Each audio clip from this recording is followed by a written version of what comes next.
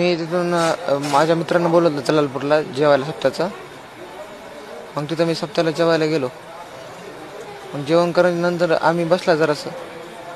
मग तिथं आहे ना तिथले त्या लोकांची भांडणं लागली की मग मी तिथं फक्त बघायला होतो, लांब म्हणजे साईडला होतो.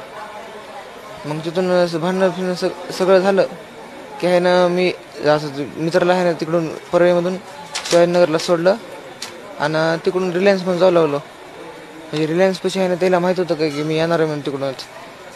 मग तिथं आहे ना त्यानं 4-5 गाड्या घेऊन मला डायरेक्ट रस्ता रोखला, अडवलं आणि मारहाण करून गाडी बसवलं आणि तोंड दाबून वरी नेलं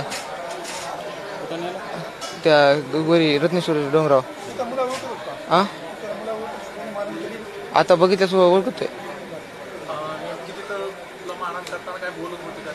हां, बोलत होते ह्याला सोडायचं नाही, आता ह्याला मारून टाकायचं आणि ह्याचा संतोष देशमुख पार्टोच करायचा, ह्याला सोडायचंच नाही आता.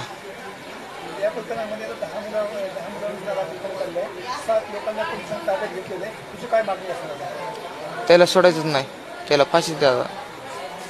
ते मारून टाकत होते, त्याला माणसानं बघितलं नसतं तर मी जिथंच राहत नव्हतो.